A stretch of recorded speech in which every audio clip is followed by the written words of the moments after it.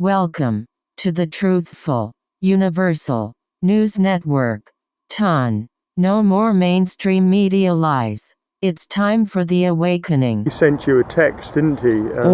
Which indicated that he had some concerns. Yes. What did that text say, roughly? That text said exactly, your boy's in trouble. And I was in touch with Max every single day for most of his life. When you say your boy, he was referring to himself. Yes.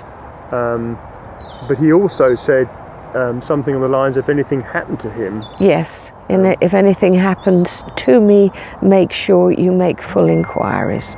14th of July. And how was he when you spoke to him on the 14th?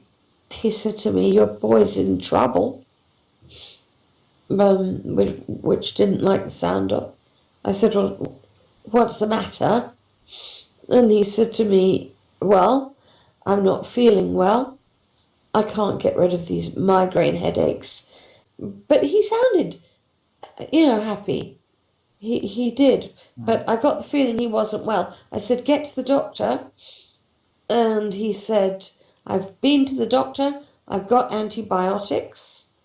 And if it's not better by Monday, I will go again. Right. That's my last contact with him.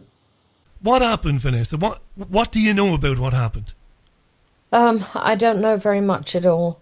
That's half of the problem, or more than half. It's the main problem, really, is that he went to Poland to do a interview, and did that. It was successful. The Polish seemed to really like him, so he stayed on there a little bit longer, started to chat with some of the people who were involved in the field that he was interested in, and then stayed with a lady who was involved, in the same field.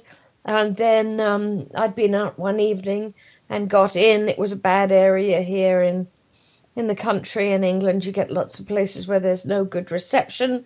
Got in, there was lots of messages I hadn't been able to pick up, but one of the messages just simply said, Max has died. And that was how I found out about it. That was Max's girlfriend at the time, whose name was Sarah, and from that on then, the whole nightmare began. It was a question of tracing it through, and since then I've felt like Sherlock Holmes, really, trying to trace, and the roads lead all over the place to places that I never ever thought that I would go to. And it's a very mysterious and frightening world that I've stepped into. What was Max involved in? What was his line of work or interest?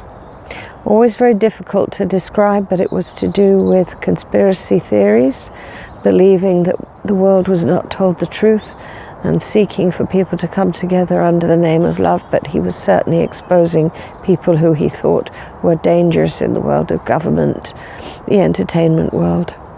And that had led him to go to Poland, and you're concerned about what happened to him there, where he died. Yes. What were the circumstances of that? He didn't know the Polish people at all. He'd always known the people he'd dealt with in the past. These people seemed to be involved in some very, very dark and dangerous areas of the world. And I was afraid that as he was gaining popularity and fame, that perhaps somebody would want him out of the way, i.e. not alive any longer. Now, since his death, you have asked for an investigation into his cause of death, because you weren't happy with what the Polish authorities had discovered or had concluded. The Polish authorities simply concluded he died of natural causes. I have had nothing else at all from the Polish authorities other than that. They are in fact suggesting, as of yesterday, that they can't release any more than that to me because they haven't got his written permission to tell me. And what are you waiting for now? I'm waiting for a post-mortem that was done in England within a week of him dying. I got him back here. I have had absolutely nothing whatsoever on that, so I have no idea of what's caused his death. And what are your fears? You feel that he's met some foul end? Yes, I believe somebody's killed him. And really the key to that might be the result of the post-mortem.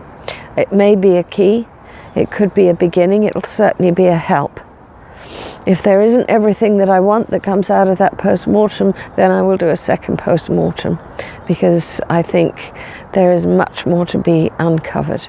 He was born on the 22nd, and 22 remained throughout his life as a very important number for him. He was, as a kid, he was a risk taker, a daredevil. Not to harm anyone else, but went too fast when he learned how to ride a bike. Called out, "Hi, Mum, guess where I am?" And I'd be looking for him. And then I'd look, and he was on the top of the roof.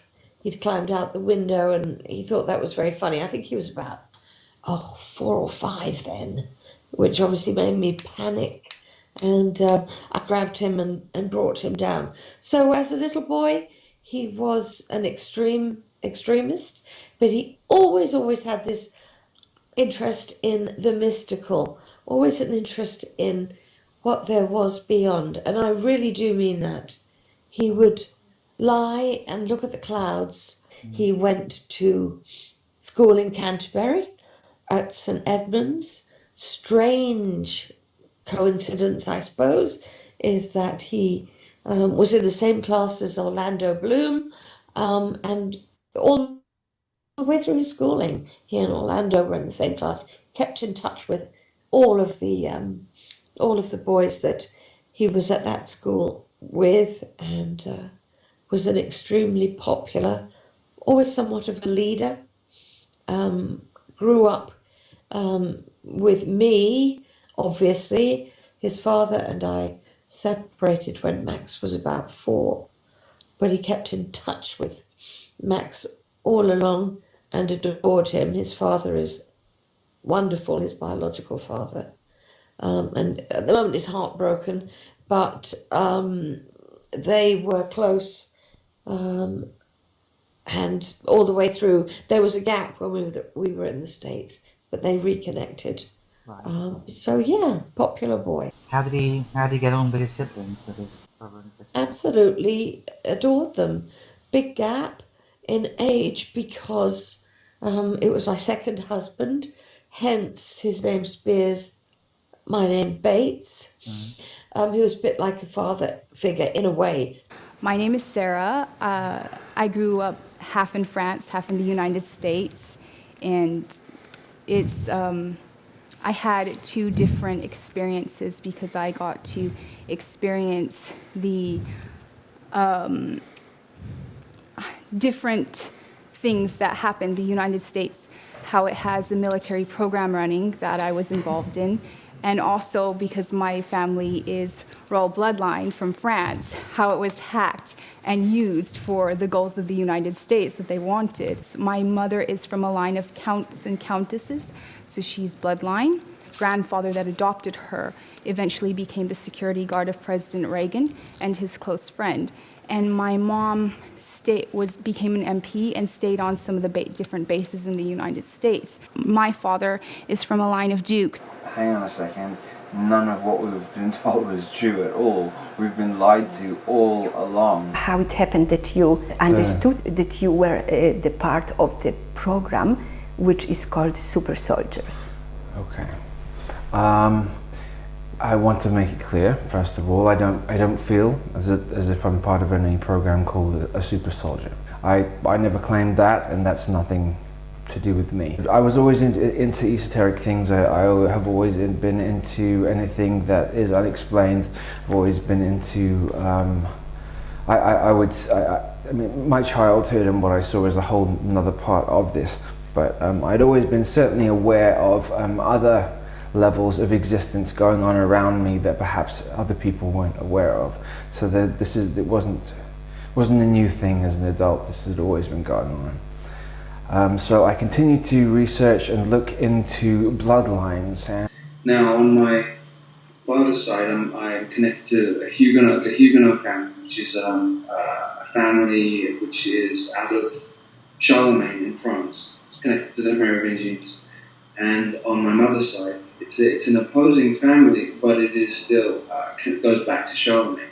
So my roots on both sides of my parents come out of France, and after the French Revolution, both my parents went to Sussex University. And I went to kindergarten at Sussex University.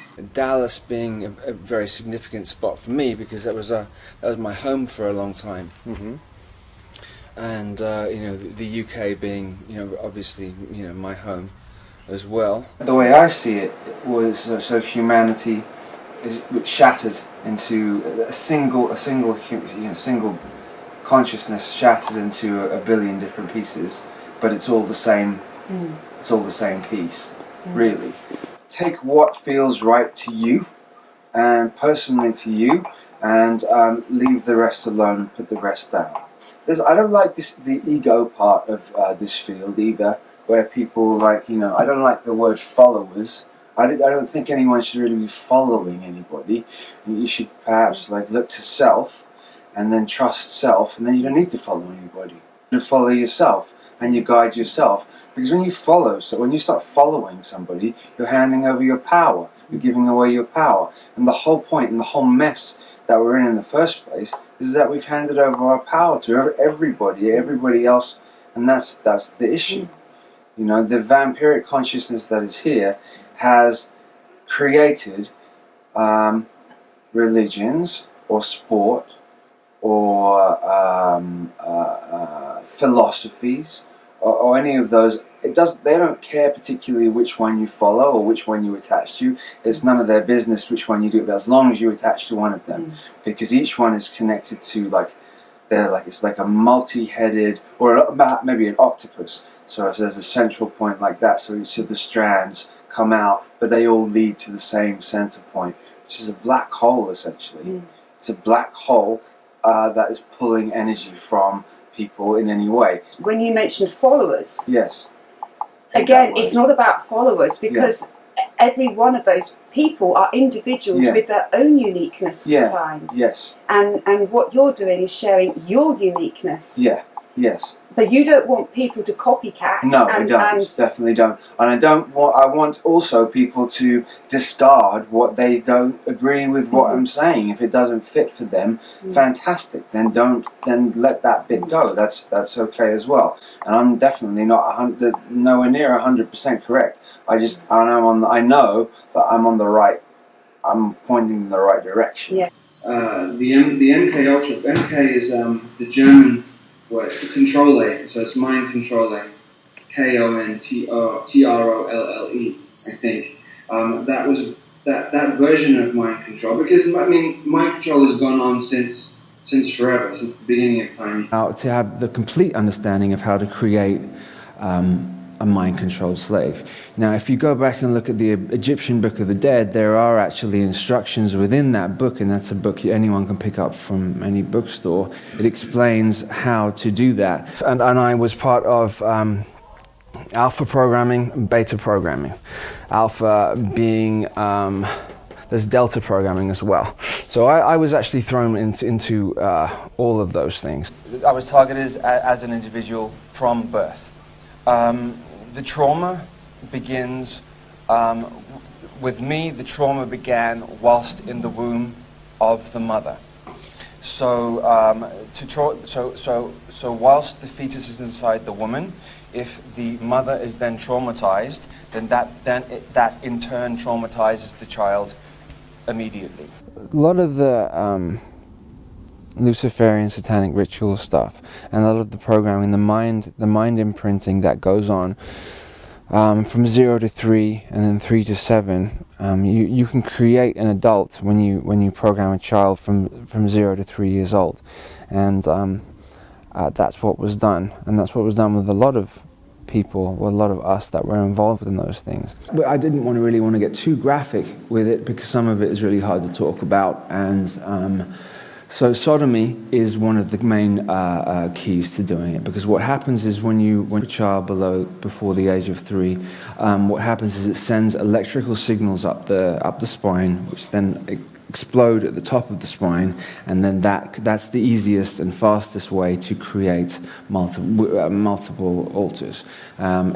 It's called vasovagal shock, and they also call it in the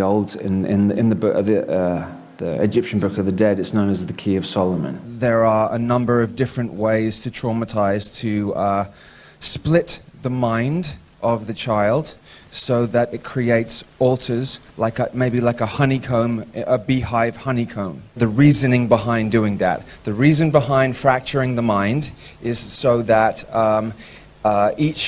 when the mind is fractured through trauma, whether it is sexual trauma, whether it is physical trauma, violence, the mind fractures itself and creates an amnesiac barrier around that, so that you don't have to keep reliving the experience over and over again. So you could theoretically create an assassin, or a spy, or or an actor or a musician within these and within the altars, and the person who went whilst in the altar would have no idea that they were anything else but that. I've just seen vats of children. Vats of children in disassociated states. Some crying, some not, some gone. Just gone completely, but they use this food source. They use this as to test things out on and used as a food source. Like that's for cannibalism. For meat. Yes. And it is and also emotion. Okay, so we've got the fear, and the fear of a child is even more pure energy. Yes. For them, a more powerful energy. So to get that from a child is that children is the thing for them. We fight with the heart. Okay, because it can have as many details as it wants on as much as anybody as it wants to have, but the heart is an infinite love. It can't be detailed. It can't be categorized. It's source energy. If you're trying to attack the human heart and you're trying to finish that's the earth is the heart, and our connection to the earth. All the human beings on the earth are connected to the heart, and the attack on children and the pedophile rings that are attached to all the things that are going on at the moment are to do with attacking the innocence of human beings. I was speaking to a young social worker, and she just is amazed that the scale of the paedophilia is absolutely massive. Yeah, they all cover each other's backs too. They all take care of one another. So it's like, you know, they're very, very careful to protect one another, because it's not really about sexuality. It's about energy. It's about taking the innocence. It's about harming the heart, and it's about taking the innocence, the energy, because that gives stealing that energy then gives them the energy they need to go and build or do and create whatever they want to create. Trauma-based mind control creates addiction. Sexual abuse creates opiate addiction.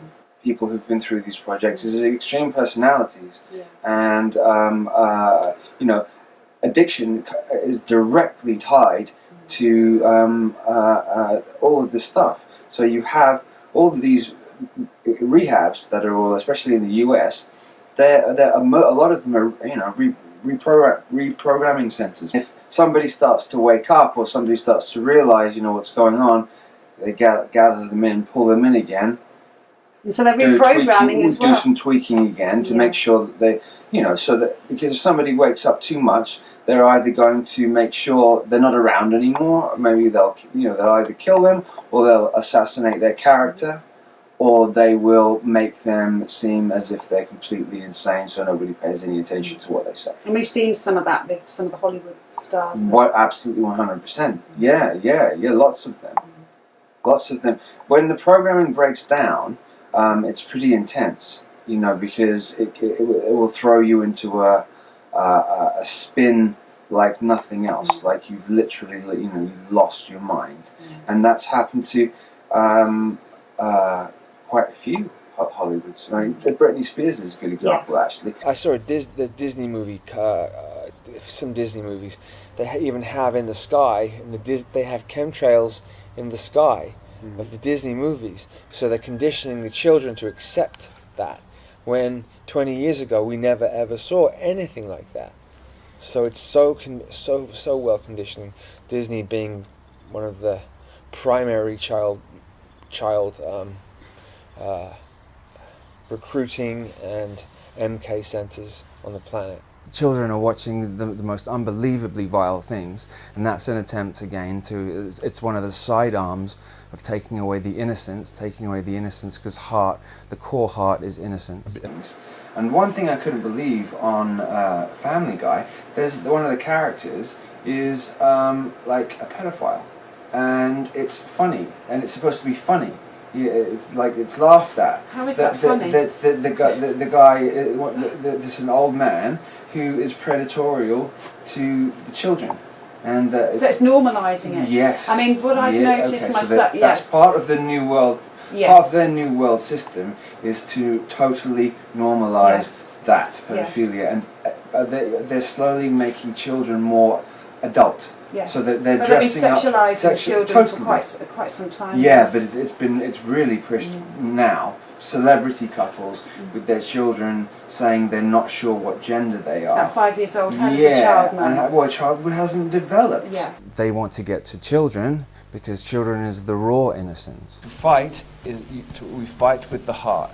Okay, because it can have as many details as it wants on as much as anybody as it wants to have, but the heart is an infinite love.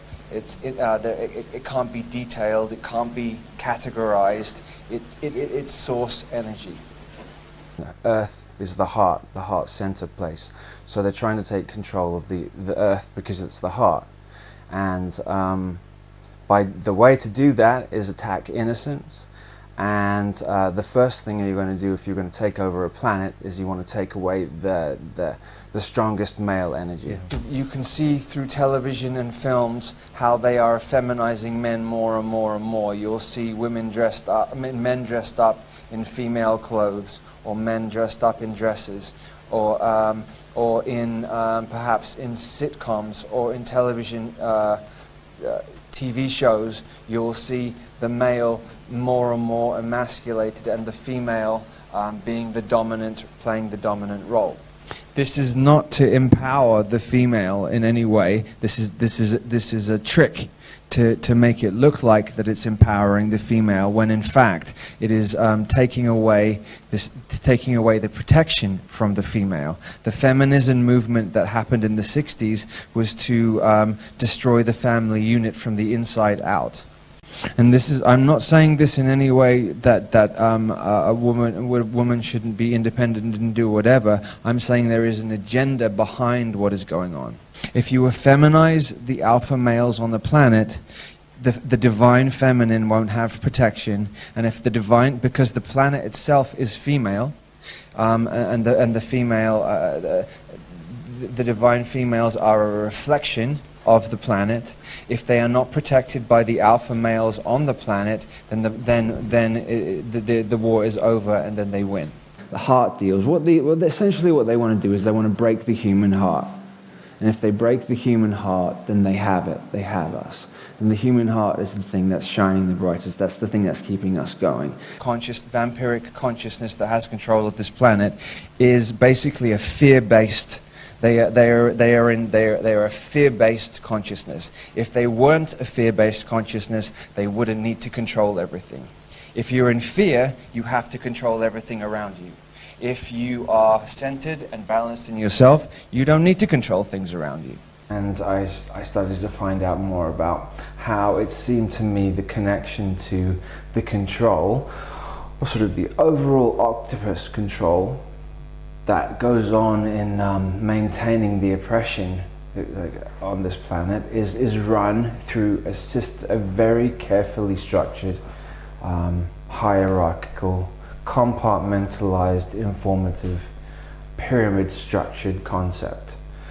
So with the at the top, outside of any pyramid or a capstone, or outside of any pyramid that's built, if you just take it as a triangle system of understanding, that at the top, the very few at the top understand what's going on, keep the information, the truth about physics, the truth about chemistry, the truth about biology, the truth about all the laws of physics here and how we got here. They keep that to themselves, and they give, as it goes further down, they give less and less information, and then the Goyim are given the least amount of information, and they sort of become like the cogs in the machine that maintain the power to the people who know what's going on. Yeah, but walking the red carpet, when you walk down the red carpet, the implications are you're walking through the blood of the Goyim, or the general populace, and because you're from bloodline, and that's what they're telling you. The Goyim being a the Jewish mass word public for sheeple, you know, just sort of thing. Scum yeah. of the earth. Useless eaters is Kissinger, right? And the one thing that this particular consciousness stream that is controlling, or has its hands on controlling the planet at the moment, is vampiric in nature, which is vampiric. It's a taking energy. It's not giving energy. It doesn't have a central source where it cannot self-sustain. It has to take from others. The creation of this reality begins at the young age. So all the textbooks and all the history books are then written and so that we all collectively believe this particular thing. So then when we all believe it, we all manifest a reality that's based on these books. Yes. That's very sneaky and a very clever way to do it, because how do we know the textbooks are legit? They're not. The wars are written by the winners, aren't they? And so the winners write whatever they want to write in there, and then we just believe it. We take it on board. They've hijacked the subconscious of the real creators, and then now we're stuck in this false reality mess. They want us all as well to think that this is an insignificant place in the middle of a universe, in the middle of a super universe, a tiny little dot that's when it isn't. This particular planet, Earth, is an anagram for heart. So this planet here is the one that they want to take control of. So they want to take control of the heart. The human heart is connected to the Earth. Isolate the human being with more and more and more technology, so that we do not connect with each other. There is an artificial intelligence system that now has all the information on everybody in here. Anytime anybody puts anything into Google, it has now become a sentient conscious being. It's called the Beast Computer, and it's in Belgium.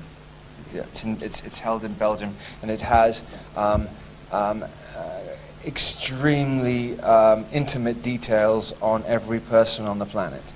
It also ties into transhumanism, and because if they can get tech into the human being, as much tech as they can into the human being, then they can start separating the heart faster. This paradigm is completely inverted in every possible sense. Everything that is here, everything they do is inverted. The justice system, the teaching system, the political system is all inverted, perfectly inverted. They even speak inversion. If you see them on television, they're not in. They don't have any power. Yes. Okay, because they don't need to be to have real power. You got to be unseen. This was very calculated. This is done very calculated. This was done to once again break the human heart. So you have all these people that we grow up with watching on television, who we think are wonderful and great, and then it was set up so that 20 years down the line we find out that they're actually predatorial, despicable human beings. That's a hit on the heart again. And so people don't want to accept that. As I said, the more deprogrammed I get, the more I care about just having the information out there, and I lose fear in terms of what the repercussions are. It's on me what's going to happen. If I do something and then there are repercussions for it, I'm sure there will be repercussions for it. I'm sure there will. Something is going to happen. Something will happen from me doing it. I don't have any fear from it though. I want to leave you with the fact that it is going to be all right, and we are going to come through this, and the transition into the new is going to be intense, and it is going to get a little bit worse before it gets better, but it has to. It's sort of a wound that has to be addressed, looked at, and then healed, and so there's the healing process that goes along with that, but it's like an amazing journey. This is the most amazing time to be alive ever in history. Yeah. This has never happened before like this. It's never happened quite like this before. Yeah. We do truly accept ourselves that vampiric consciousness will sort of cease to exist anymore, because it can only exist if we don't like ourselves. And the new paradigm is going to be built with an understanding and an acceptance of each other, where it's not about it will be about where we'll understand that harming somebody else, or attempting to harm somebody else, because you'll have an intrinsic understanding that the other person is actually you wouldn't want to go and harm them, because you'd know you'd be harming yourself. As I said, the more deprogramming I get, the more I care about just having the information out there, and I lose fear in terms of what the repercussions are. It's on me what's going to happen. If I do something and then there are repercussions for it, I'm sure there will be repercussions for it. I'm sure there will. Something is going to happen. Something will happen from me doing it. I don't have any fear from it though. The truth will come out, and it's going to come out more and more and more, and nobody can help that. Nobody can stop change. Yeah, a natural giving and taking nature, which would then create a paradigm of compassion and empathy and kindness, and so where everybody sort of takes care of everybody else, because they understand that you are actually me. And that we have an intrinsic understanding of that. So you would never want to harm yourself. So it's a lot of healing has to be done to self, to know that that you could be kind to yourself and loving to yourself, and then you can create a paradigm where it's just naturally giving and taking and balanced, and so we sort of like align ourselves that way. Yeah, definitely. I believe that I imagined myself into existence. So I thought myself here in the first place. If I thought myself here, then I can think myself into anything that I want to think myself into. And so then if that's true, then that means we can do that as a collective as well. Yes. We can think ourselves out of the situation that we're in. I believe we're going to have a massive reign of peace, and there will be paradise here for a very, very, very long time. It's coming to a climax. This 2016 year, everything is sort of climaxing now, and it needs to be addressed imminently. It needs to be addressed immediately. The build-up over the last 6 months coming to Poland has been tumultuous, to say the least. I have been under psychic attack, under astral attack, and under physical attack to stop me from coming to Warsaw to be able to convey this information to you. One, Max went through a lot of stuff. He needed healing people around him that were trying to help him. I did a lot of healing for him, and Vanessa can go ahead and back me up on that, and she has backed me up on this. He needed to be around healing people. People were exploiting him. I'm disgusted at the interviews that were done to Max before he died, where he looked so sick, and nobody has even called the ambulance. Nobody has called doctors. They basically were thwarting him to do more of the interview. It's absolutely disgusting. these stupid people around him, basically, that are part of stupid cults that are utterly satanic, that have no heart. They didn't see that he was sick and did not call the doctor or anything. They're absolutely disgusted, and I've had to fight with this whole group of people who've said horrible stuff about me and said all sorts of horrible stuff about even his family. I've had to fight with these people for months. And I'm absolutely sick of it. And it's really hard to go through this, and nobody understands like what I've been through. They don't understand that I went to the ER 3 times, that I collapsed, and that I've had a hard time coping with this. And despite everything and despite all I've been through, I still have a very divine connection to a force which I call God. And I do believe that that force in the end protects me and takes care of me. And even when I've been terribly down, I've had help from that. And then eventually he started to tell me he saw certain people around him like shift, and he didn't trust them. And then he started to get more wary about it. And then eventually he was like, I'm going to come back to the UK. I'm going to go back, to see his mom, he wanted me to come back to the UK from the United States. He was even going to come get me from the United States. He was like, I'm going to come and get you from over there. So he was planning to come back. Okay, when was he planning to come back? Do you know what month? Wow, he was planning days, even at least a week after he died, to come back to the UK. Block him off from talking to me because they didn't think that didn't think that he still loved me, and they were upset that he did, and they were pissed off about this. This idiot over there in Poland that wants to promote his new book didn't give a crap about Max's health or making sure he was okay. You're quote a deprogrammer. Why don't you make sure somebody's okay? No, he basically didn't give a crap. They just pushed him until he looked like he was exhausted on those interviews.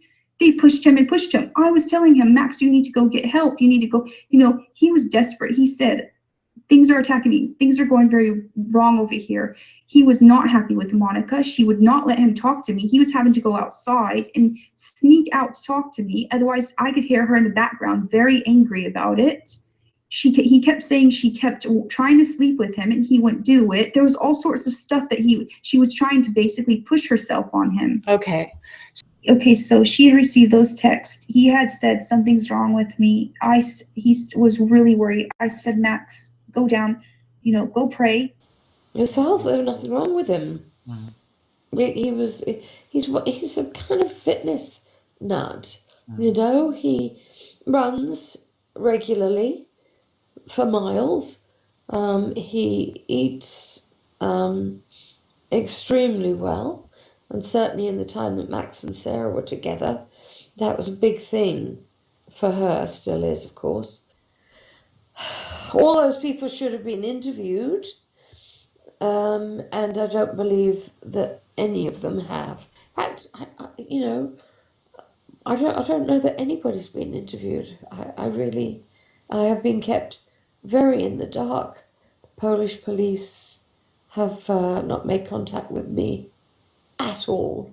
Right. At all. If they haven't been in touch with me, you would think at least to inform me that my son has died in their country. But no, they didn't. And the police were called by Monica. This is straight from Monica's mouth. She told me this. She said, no, wait a minute, that's wrong. What happened was the doctor had been called out because Monica was worried that Max seemed like he wasn't at all well, and the doctor declared him dead, I believe. Yes, in fact, I'm sure he did. What time was that? Do you know what that would be, it says on the thing he wrote, which isn't a death certificate, it's a something else certificate. The doctor wrote, died of natural causes, 6:15 p.m. Okay. And then the little checklist that I have a copy of it says, he wasn't breathing, there was no, the pupils weren't reacting, fluid, black fluid in mouth removed, intubated, but basically it reads like he was well and truly dead before the doctor looked at him, and Monica was in agreement with that as well. So he was clearly dead before the doctor got there, I would say. What happened was Monica did not want the doctor to leave. She says, and I believe her, that she wanted them to work longer on Max. She couldn't believe he was dead. Right. In fact, she felt so strongly about it that she wouldn't let him leave. And her house is very well protected. It's got big, tall iron fences all around it. So the doctor called the police, and this is on record, so that he could leave. So the police came pretty quickly, arrived, let the doctor leave, and left themselves. So everybody went. Right, so at that point, was Monica alone with Max's body? No idea. Right. There was no authorities there. And then his body didn't leave that house until quite late the following morning. And I only found that out because obviously I didn't sleep that night, but I left a bit of time to try and get my head around this nightmare. Then I called and found that he didn't leave till about 11 o'clock the following morning, I believe. As far as I can see, standard procedure is the same in Poland. Obviously, I've done an enormous amount of reading. Same procedure as here, in that you are taken to a morgue, and then you, as the next of kin, decide which funeral home you want to have your child or your husband or whoever go to. But it seems that what happened with this case was that he went from her home to a funeral home.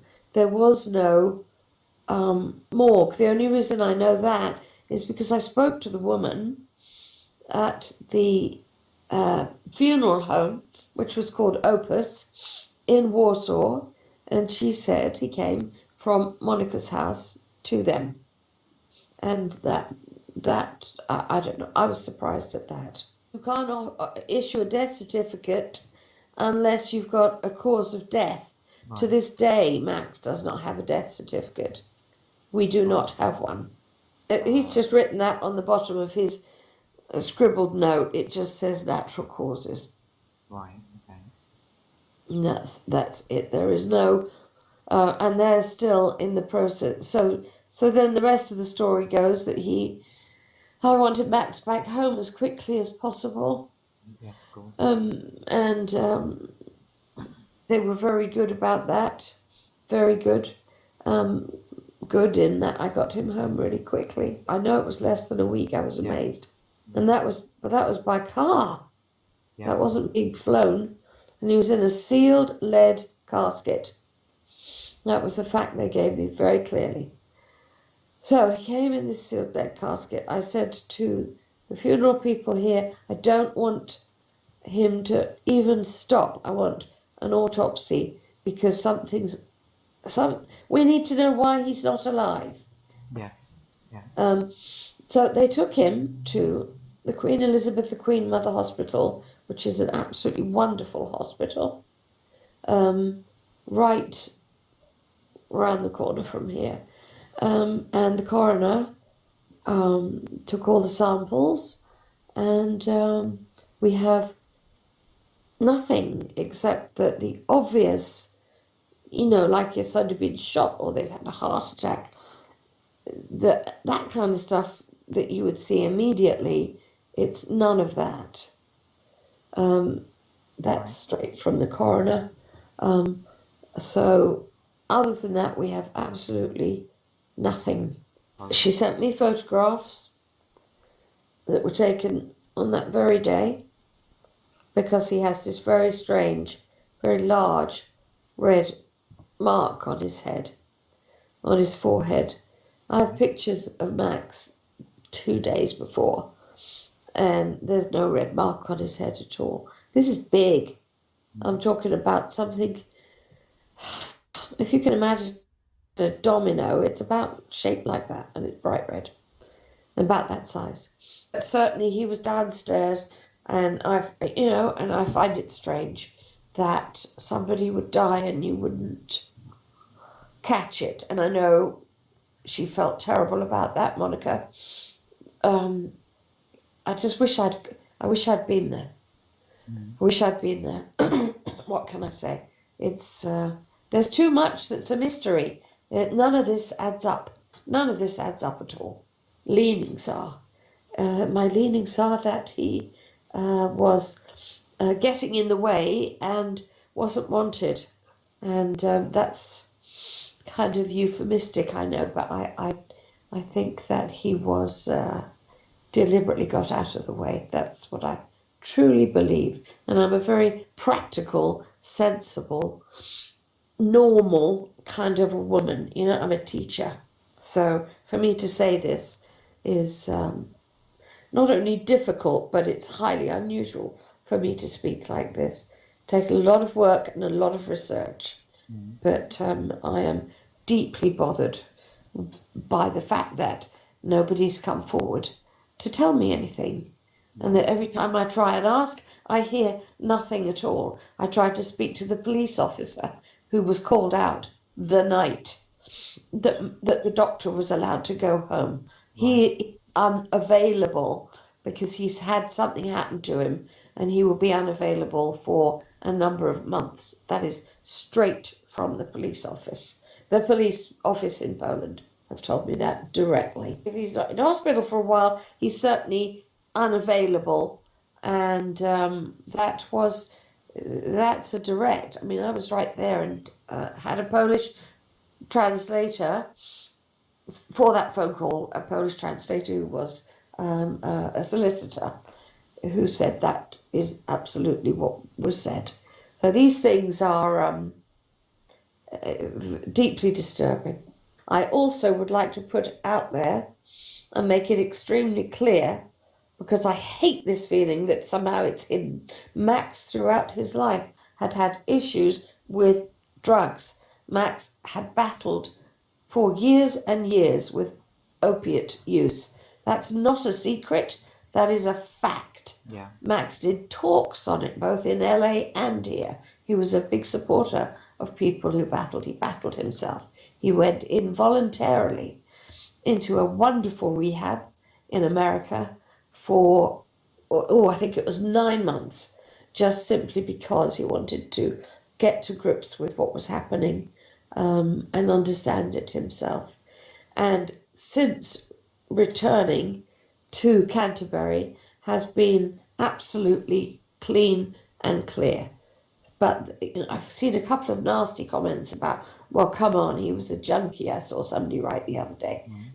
Number one, that's a disgusting word to use about somebody who's battled with drugs. Anybody that knows about drugs knows it is something that you do battle with or you succumb to. But do I believe that that's the cause of his death? No, I don't. Not unless somebody forced it in him. We have not had the toxicology results. Right. So it's not, nobody's lying because his organs were in good shape. Yeah. Normally if you've got somebody who's an addict, you've got, I'm not a doctor, but you've got liver that will show, liver or damage, whatever. kidney damage, yeah. His body was in good shape, but we have not had, which is also ridiculously long time. Never ever have I heard of something taking this long, although the coroner says it's very normal to take this long. But we don't have the final results. I wish to God we did. And they've been very, very helpful, very kind. That is the Kent police, just to make that clear.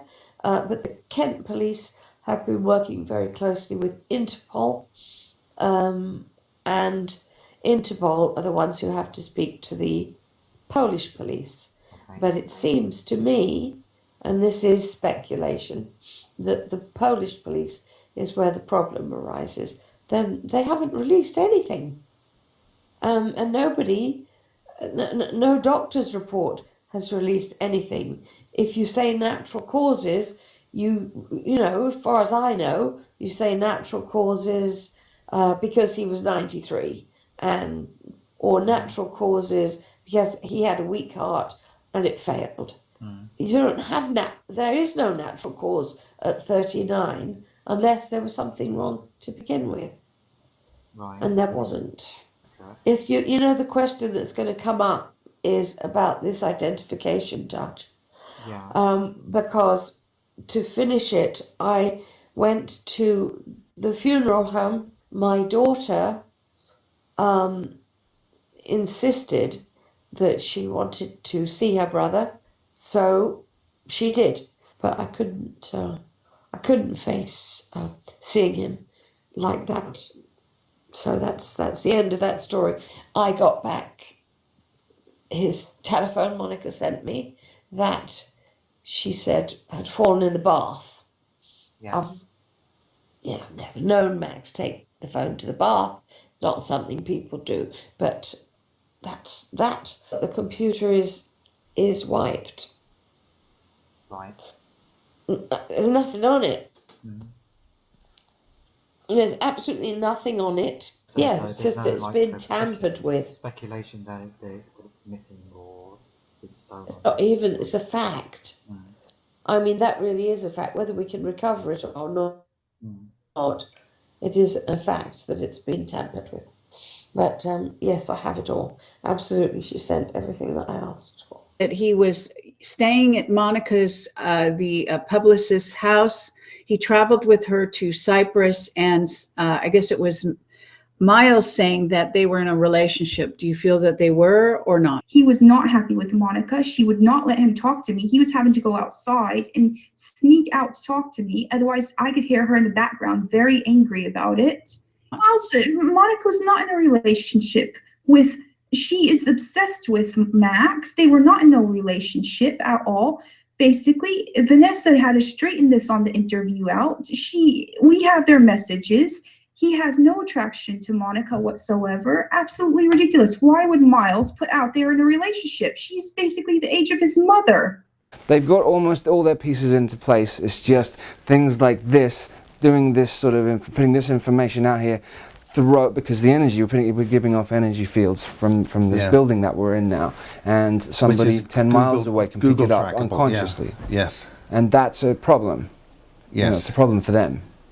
Yeah. So things like this make a far bigger impact than just the people who are going to watch it on the internet. The truth will come out, and it's going to come out more and more and more, and nobody can help that. Nobody can stop change. There's a lot of souls that have come down here just to experience this awakening. I worked hard on this documentary to help us awaken and to find out what happened to Max Spiers. This being a new channel, if you share my video, please provide a link or give me credit. Click the like button and subscribe if you want more of the best videos.